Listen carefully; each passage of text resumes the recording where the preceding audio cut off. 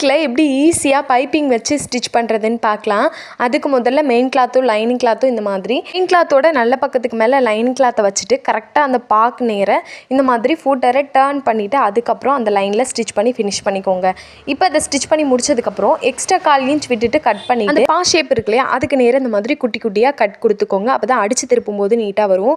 இப்போ லைனிங் கிளாத்தை அப்படியே உள் பக்கமாக திருப்பி விட்டோம் அப்படின்னா சூப்பராக நமக்கு அந்த பானைக்கு ரெடி ஆயிரும். இப்போ இதில் பைப்பிங் கொடுக்கறதுக்காக இப்போ ட்ரெண்டிங்கில் இருக்கிற இந்த பைப்பிங் தான் நான் வாங்கியிருந்தேன். நமக்கு நார்மல் பைப்பிங்கை விட இது ரொம்பவே கிராண்டாக நமக்கு ப்ளவுஸை வந்து எலகெண்ட்டாக காட்டும். ரொம்ப சூப்பராக இருக்குது. இந்த பைப்பிங்கை எடுத்து அப்படியே நம்மளோட ப்ளவுஸுக்கு கீழே அந்த மாதிரி வச்சுட்டு கரெக்டாக அந்த பைப்பிங் தெரிகிற மாதிரி வச்சு நம்ம ஸ்டிச் பண்ணணும். அதே மாதிரி அந்த பா வந்து நம்ம நல்லா ஒரே தான் இழுத்து விட்டுட்டு கரெக்டாக அந்த பைப்பிங்கோடய வச்சு ஸ்டிச் பண்ணோம் அப்படின்னா நம்ம அழகாக அதை டர்ன் பண்ணும்போது அதுவாகவே நமக்கு நீட்டாக வந்துடும். பைப்பிங் நமக்கு கிளாத்தில் இருக்கிறனால வியர் பண்ணும்போது நமக்கு உறுத்தல் இல்லாமல் ரொம்பவே நல்லாயிருக்கும். ரொம்ப ஈஸியாக பானைக்கில் வச்சு ஸ்டிச் பண்ணியாச்சு. இந்த பைப்பிங் வேணும் அப்படின்னா மேலே டேக் பண்ணியிருக்கேன், செக் பண்ணிக்கோங்க.